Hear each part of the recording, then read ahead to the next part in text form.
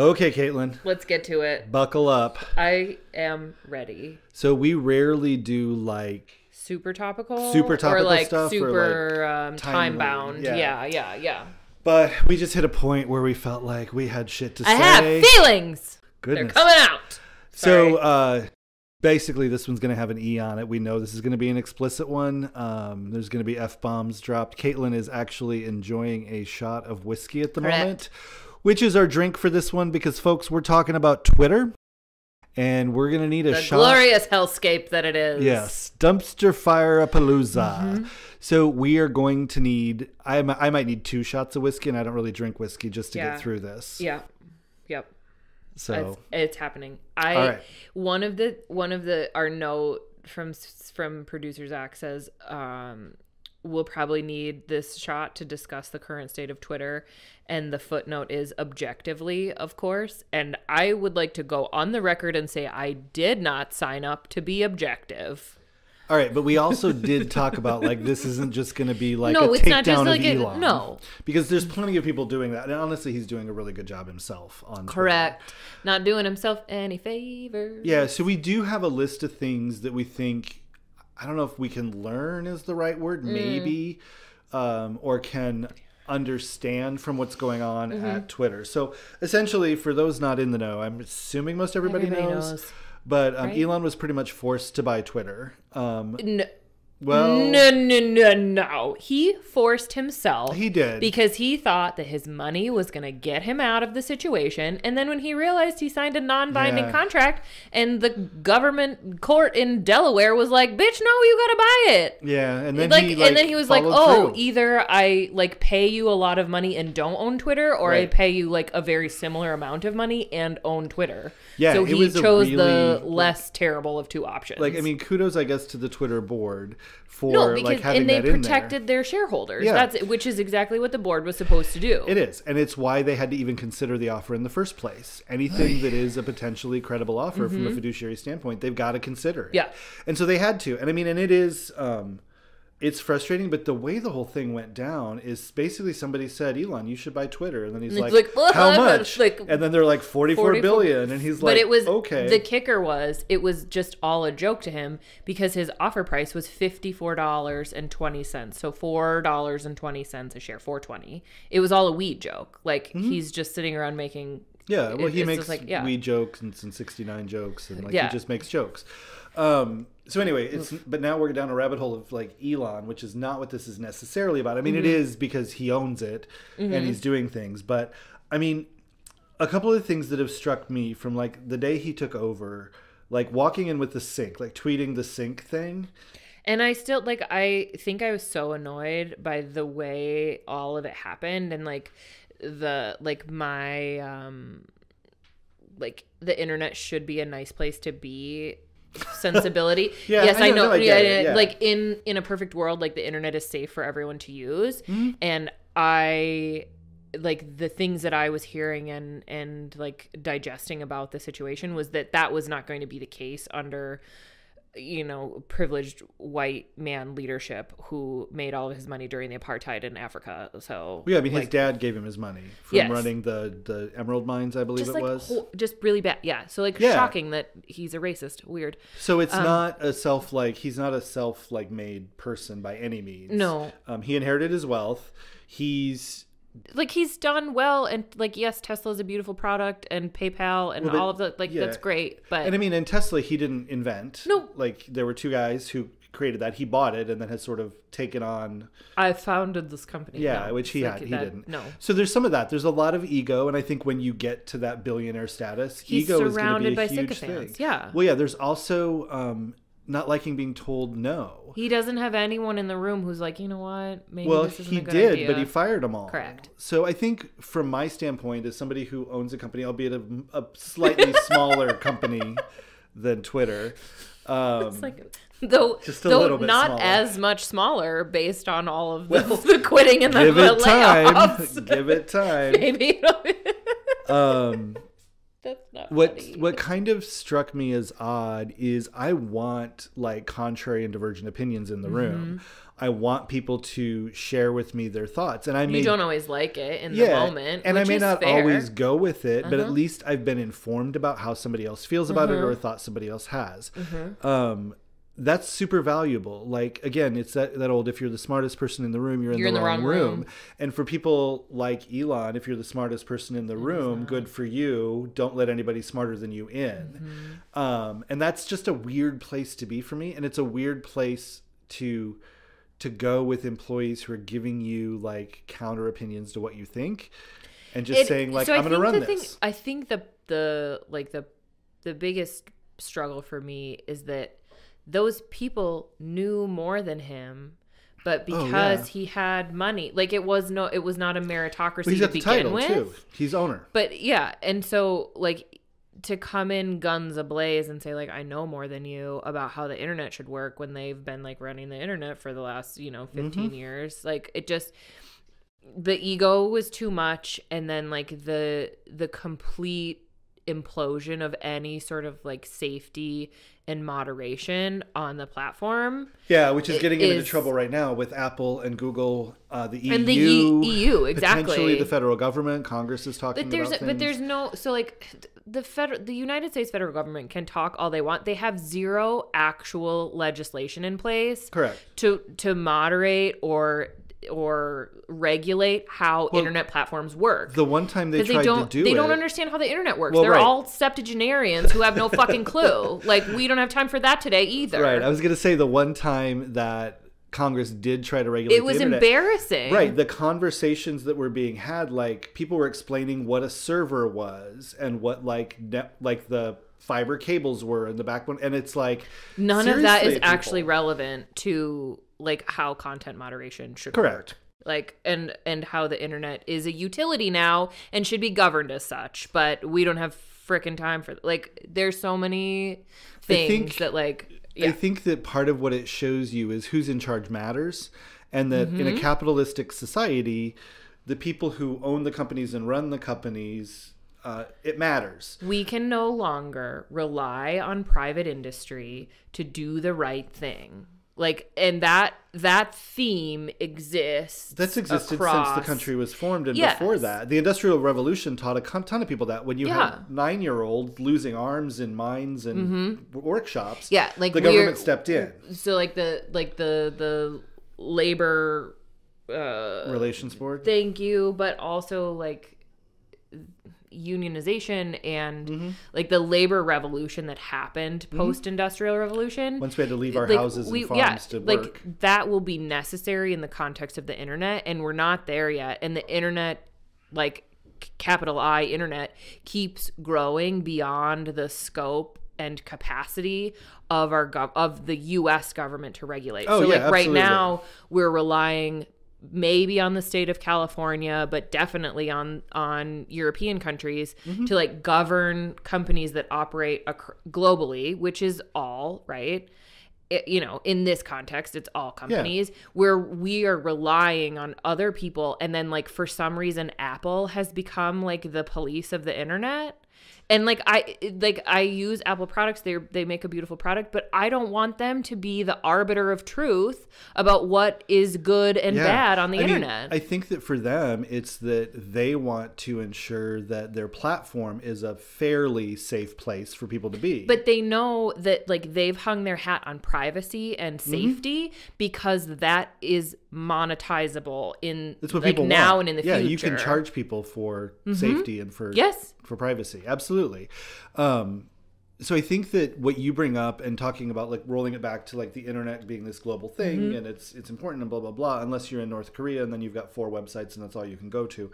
But there's this idea of the... Is it 4? It feels like it's probably less than 4. But it's a small number. It might even be 14, but it was a really small number. But the importance of one platform. So I've been on Twitter since March of 2008 because I'm old. I want to say that's about the time that I was like an early adopter of Twitter because I so you would have probably been college-ish, yeah. I want to say it would have been like 2009. Yeah, maybe like early 2009. Yeah. So I used Twitter in the beginning to find people like me who were outside of where I was. I mean, in 2008, where was I in 2008? Denver, I think. But using it to kind of branch out. I mean, we joke about like AOL and how you could find your own people in chat rooms and things. Twitter kind of became the same thing. Hashtags were invented there. And that was a way you could follow like-minded content. I found other photographers. I found, other gay people. I found all kinds of stuff, in the US and around the world. And I've been having conversations with these people now for 14 years. Yeah. Right? Math hard. 2008 to now. 14. Yeah. Right? Yeah, 4 plus 8 is 12. Yeah, sorry, I had to go down that rabbit hole. It's 12 years. No. 4 plus 8 is 12. Jesus, don't cut all of this out. All right. We're not doing math. No, it's fine. It's been 12 years. Okay. But anyway. 14, you're right. 14 years, yeah. It's good. Oh, God. Oh, my God. Anyway, since 2008, I've been having conversations for more than a decade with these people, is what my point is. Yeah. And it's really the only platform I talk to a lot of them. And there's probably like a few dozen. Yeah. But watching people scramble and try to figure out what's next and where to go. And to like maintain those relationships without being like, my phone number is. So I don't want to give them my phone number. I don't want text chat. I don't necessarily want them on my Facebook page. Instagram isn't conducive to conversations. No.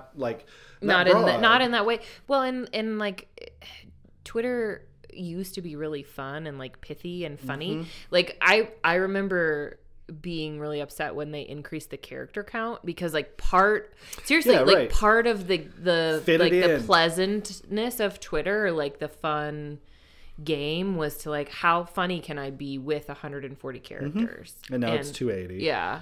And URLs don't count. Well, they count for a small number. And then images don't count, which they used to. It used to be the URL the image counted. So for me, it was this piece of society that connected like-minded individuals, but in small groups, but in public. It's like we had this giant public forum where there were a whole bunch of conversations happening, and I could overhear a conversation across the forum, and I could walk over there and join it, but I could also stay in my conversation, like being in multiple places at once. So it became a huge connector. I mean, Twitter has started revolutions in countries. Twitter has organized like righteous protests in places where unfairness is happening. It's really been very useful, and now that's all in question. Yeah, and so I think that's the real struggle, is like what sustained Twitter in that way. Like they really have never been able to successfully monetize their platform. Yeah, they've had trouble with ads. Which is part of the reason that the company was taken private to begin with, was because the $54.20 was more than the share price that it was trading at. Yep. And so the cultural relevance of Twitter has never been like translated to financial relevance for their shareholders. I mean, it's never really been capitalized in any good way. There have been attempts at it. I mean, in that piece where, there were some large advertisers, and I say were because so many of them have bolted now. Because it's not a safe place to be. Like when your ads are appearing next to like white nationalist bots, not a good look for a company that's trying to appeal to a broad audience. Yeah, and I think there's also a piece with some companies about like, I mean, Twitter's laid off like what, 75-80% of their something like team that. now? Yeah, it's hard to keep up. I mean, honestly. It's huge, and so like going through those huge cuts, and I mean, and maybe that's necessary because the money's not coming in, but it's one person now dictating profit, what's worth it to sacrifice profit for, and what's not, versus a board or versus a group. I mean, we're in a similar situation. I can do whatever I want with expenses and with pay and all that, but I need to keep enough people around to run the company and need to keep them happy and all of that. And I understand that. That seems to be almost willy-nilly with like engineers that were fired, but then like begged to come back because the whole thing was just going to self-immolate. Like, well, and there were some that were laid off, then brought back, which means that the severance and all that is, I think, null because they're back at the company now. So they reversed the layoff and then summarily fired for not producing enough. Mm-hmm. so it's did you not hear about this one? Oh my gosh. It just happened a little I while ago. I had to like tune out some of it because it just was like I get so spun up so fast that I hit points where I just really want to mute words like Elon and even the word Twitter, just mute it. But I don't because I feel like, one, from a business standpoint, I need to understand what's going on with the platform. And two, just from a curiosity, like I love a good shitty reality TV show where everybody's horrible to each other. Yeah. Twitter has never been that for me. It's been a really great place to like find friends and hang out and chat. I mean, I have people on there that I would consider a friend that I've never met in life. And there's some where it's like, hey, I'm in your city, and then we'll go have coffee or go have a drink, which is really cool as well. Tweet ups need to happen again. Like, they'll never happen again, I don't think. Tweet up? You didn't ever do a tweet up? No. This was super early, so the gays were good at tweet ups. That makes sense. Essentially, you would get people together in a town, like so a bigger city, like Chicago would happen, San Diego would happen, and you would post and try to find around a topic of some sort. Like, we could do a tweet up of photographers in Iowa or in Siouxland or whatever we wanted to. Chicago, it's much easier to do, and you get a lot of people. Yeah. And basically, you would just invade a bar. Like, you wouldn't rent space. There wouldn't be like, you wouldn't, cater food or anything like that. You would just invade a bar and order what you wanted to and just hang out, and you would wear a little name tag with your Twitter handle on it. You could put your real name or not, so that people could put a face with a name. This was not an unusual thing like back in 2008, 9, 10, 11. I joined in September of 2009. Okay, so a little bit later than me. But yeah, so the tweet ups were great, and it made everything real. And then you had this deeper connection with these people on Twitter. The other thing that I love is, I think that's an interesting like tangent on the metaverse and like then VR and like the importance of human actual connection and interaction. I mean, if somebody could just let me build my Twitter network in VR and we could all just go hang out with our little headsets on and cocktails. I mean, I don't like people generally, like strangers, and being in like large crowds. I know you're different. I like being at home. I like my cocktails and wine and my dog. So I could have a dog next to me, and I could probably recreate that dog in my metaverse. Oh my God, you could have 2 dogs. Well, I have 2 dogs. But I could have 4. You could have 4 dogs. And they wouldn't poop anywhere. Right. They probably I would probably program in the pooping because that'd be fun. But to be able to like be in my house, be safe, be comfortable, and be able to control who comes into that sphere, which I think is the other thing that I'm seeing on Twitter, is so many people locking down their profiles. I mean, mine is open. I haven't experienced any shit yet. Like, I could, but I also don't dive into those conversations very often. Unless you're my senator or my governor or mayor. I'm going to tell you what I think. That's just... I feel like constituents should tell whether they agree or disagree. And like they're in more of the cultural value of Twitter. Yeah, and it was really great, and that was a really great piece. And the Supreme Court said you can't, they can't follow actual constituents. Public figures, public figures can't. They can block other people, but not their constituents. So it's just this place that's starting to close down for me and become more compartmentalized. And that makes it harder for somebody I follow, for you to see them respond to me and think, well, that was a witty response. I want to know that person.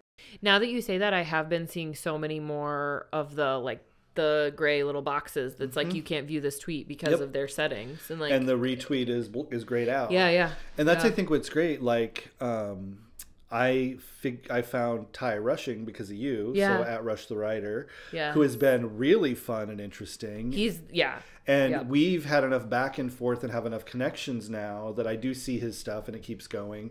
And it's great, but I wouldn't have seen that if you and he both had locked down profiles. No, he's a journalist, so locking it down is really not good for him. But if you both had locked down profiles, then I wouldn't have seen his responses to you because I wasn't following him, and I never would have known he existed. And he's somebody that, like, I've tried to have drinks with him a couple of times, and we're never in the same place. But I still would. Like, I absolutely would. So shout out to Ty. Your reporting is fantastic, and we're very grateful are for your movie reviews and live tweets about them. So that's the other thing. Like, so live tweets, like before we did streaming, before TikTok was out there. That's how we got, because it was so fast. Yeah, it was like fast and digestible and wasn't full of like a bunch of superfluous garbage. Like, and you had to get right to the point. Yeah, and if there was a hashtag for an event or something, you could open only that hashtag and just see what's going on. Yeah.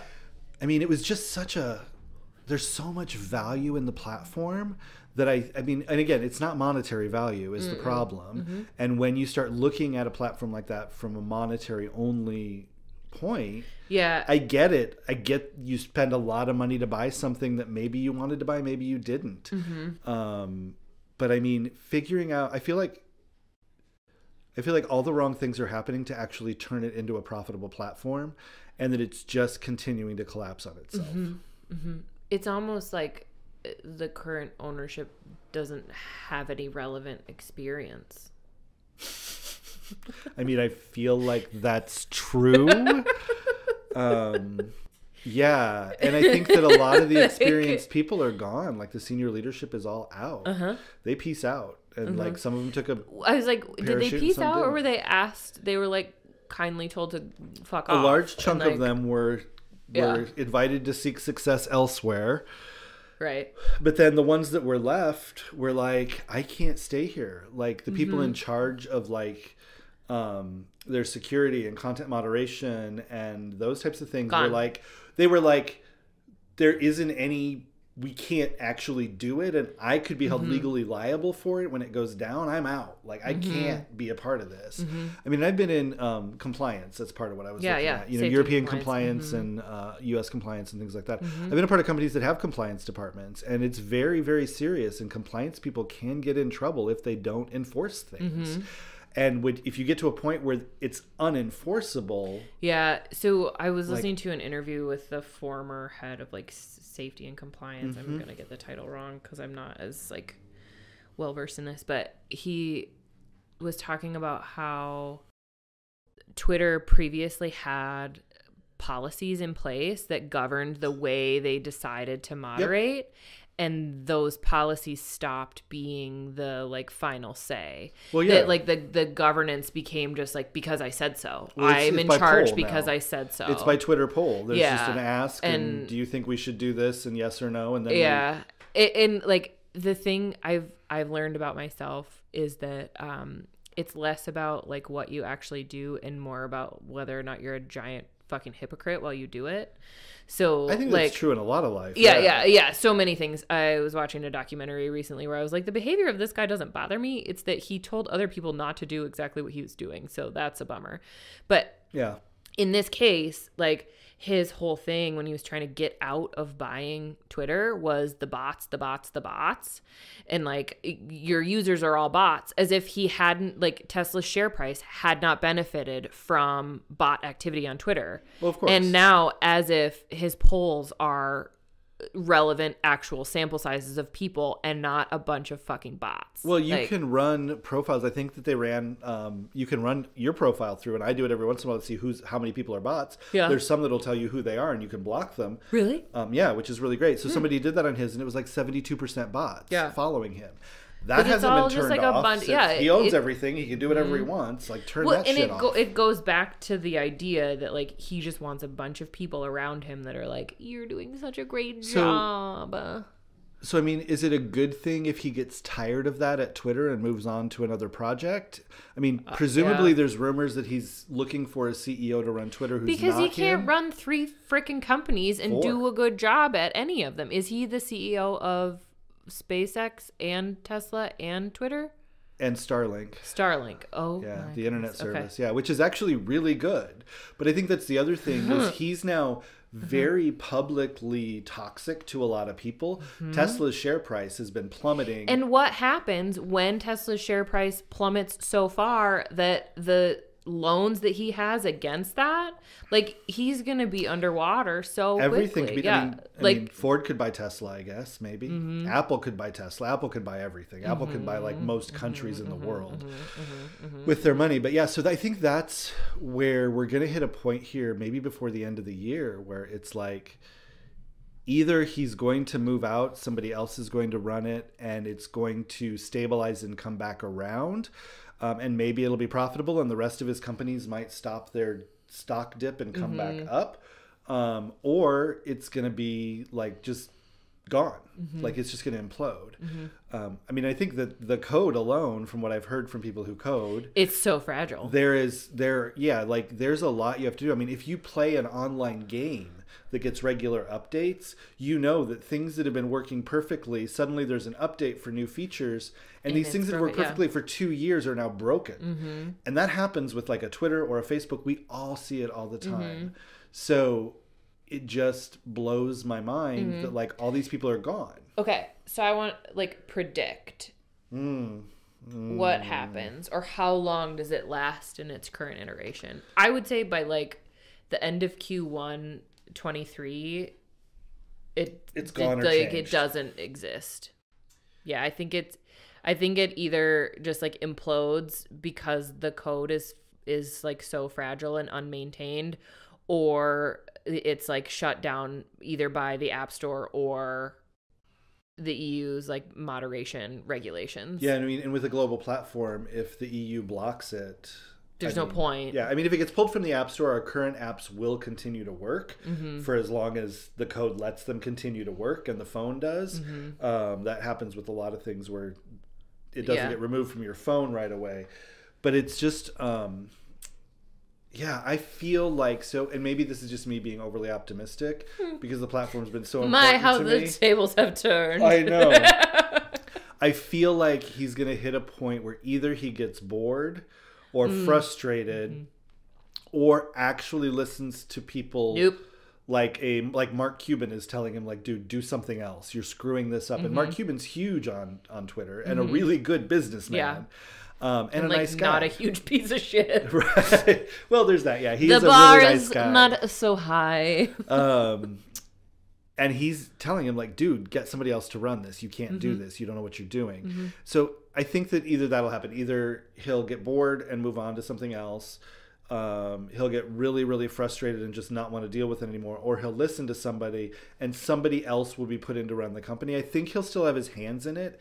But, like, at Tesla, he's not there every day, like on the floor, making little tweaks to cars and changes, which is what he's doing at Twitter. I mean, it's the equivalent of deciding, like, we're going to put 3 wheels on the car now in the factory while it's being built and redoing it. And he doesn't do that there. He doesn't do that at SpaceX. Starlink, I'm not even sure how involved he is. But those companies have really good, solid leadership that pushes things out the door. And though as a Tesla owner, I will tell you, it is absolutely a rolling beta test. Like the whole car is a rolling beta test. Yeah, but you have taken your life into your own hands. Oh, yeah. Yeah. And I mean, they're like this, like we just don't do autopilot anymore because after it slammed on the brakes in the middle of the interstate in the middle of the night with no cars around us, we were like, God, if a semi had been behind us, it would be through us now. And that happens, the phantom braking and stuff. But there are other people running that and dealing with that. He's not in everything. And I think he's running Twitter as a one-man show. And as somebody who runs a company, that don't work. Like, you just can't as much. There aren't enough hours in the day. Yeah. Do you know what I didn't have on my 2022 bingo card? Was, like, Mark Zuckerberg not being the worst tech CEO. Didn't see that coming. Oh, gosh. Didn't see it coming. Sorry, Mark. We drug you into it. Although he's got to be sitting there going, at least they're not pointing at me. They're not pointing at me. But he had his little bit in the news where his wax figure at Madame Tussauds looks more like a human being than he does. Which was... Okay, but it's not... So, like, we will not... We're not talking about Facebook. It has its own problems. No, but, like, we will not criticize people based on the way they look. The merits of Mark Zuckerberg is that he is, like, a bad person. Yeah. Yeah, I mean, he is a terrible person. Yeah. Like, I don't care what you look like. You're not a nice guy. Yeah, I mean, when he lied to Congress, I was kind of out. It's like a bummer. Like, it's like, okay, great. But also, like, where were the repercussions? Oh, there aren't any. 0. Yeah, none. I don't think Elon will have very many repercussions either, personally. No. He's not going to go to jail. Not in the U.S. No, I mean, I don't even think the EU is going to criminally prosecute him. Yeah, but there's, like, not a fine that will be enough. No, because like the damages will not be justifiable for him to, like, either of them really, to change their behavior. No, because there is no EPA for the internet. No. Like, if he was dumping raw sewage... It's like the FTC, but they don't have a fucking clue. And they also have no enforcement or, like, the the head count that's required to do the research. And I mean, there are government bodies that sort of regulate and make laws, and we've got laws in Congress and stuff, but there isn't one body with clear rules of you can do this, you can't do that. Like dumping sewage into a river, you will get a fine. It will hopefully hurt. The fine will not make a difference, and it won't be enough to clean up the damage, and we'll all just be drinking forever chemicals. But, carry on with your business. Sure. But there's nothing even remotely like that where we could fine or we've got that. It just doesn't exist for what's going on there. And I've also noticed, like, the people that I'm seeing in my timeline, we probably don't have time for this. I think we're supposed to wrap up. I tried. They're, they are more, they're not people I follow. Like, first of all, I do not follow Elon Musk. I have never followed Elon Musk. But he keeps showing up. Every single tweet is there multiple times a day. I know people who've blocked him, and his tweets will show up. Wow. And that's also like, so part of me is like, is the code failing, or has he overridden the code and that's now a new feature that everyone gets to see? It's not a bug, it's a feature. Stuff. Yeah. And a bunch of other stuff that I'm seeing that drives me crazy. So I've actually just gone to my list. I call it people I actually know. And I just use that. I've got another list called You Are Worthy, which is people I don't know, but that I follow. I should probably just merge those two, and that should just be what my Twitter feed is. Right. Forget everybody else. But yeah, and I've been tweeting less. I've been frustrated. Like, it should be a place for me to shit post about Love is Blind 3. Like, that's what I should be doing on Twitter. Like, or, sharing cocktail recipes with you and your husband. My usage has decreased. Like, since this platform is imploding, I was like, well, I don't really need to be there. And also, like, it was depressing because it was like every other tweet was like, it was like the violins of the Titanic were playing in the background, and I was like, I'm just gonna hop on a lifeboat. I gotta get out of here. Well, and I'll do that. Like, I haven't deleted everything. I need to archive everything, but I haven't done that either. Download your data. Yeah, which I do usually annually. Interesting. Yeah, I keep everything. But, like, I haven't bailed yet, and I haven't deleted yet, and I know people are doing that, but I just don't feel like it's right. I also don't know where to go. Like, yes, I have a Mastodon account. Hive turned into a hot mess. Post news. So Post, I got the invite. Yeah. I clicked on it. Yeah. It did a two-factor authentication. I put the code in, and then nothing happened. Shoot. And I clicked the button again and nothing happened. And there's a little thing that says need help. Click here. I click there. It takes me to the homepage of Post, not to any support place where I can actually tell somebody. Yeah, I got a very nice email from the founder who was like, just please bear with us. We're doing the best we can. Can you reply to him and tell him your friend Rich can't get in? Well, but I am also not in. I am still on the wait list because I don't have any internet status. Well, what happened with me is I reserve my name like I do on every platform. And then so I was like, okay, I'll just start over. I'll just go back to the original link to create it. Yeah. Well, now it says this username is already taken. And then my phone number. This phone number is already used for an account. Click here to reset your password. I go to reset my password. This account isn't activated. You can't reset your password. So I'm having some trouble with Post. Yeah. I do like it. There's monetization built in, which I'm curious about. Yeah. If you want to engage, but we'll see what happens. So I guess we'll come back in like maybe end of Q1, and Zach can put this down on his list. Is Twitter dead or not? Did it die? Did it get new leadership? Did it get resurrected? Is it alive but irrelevant? It's been very relevant for a very long time.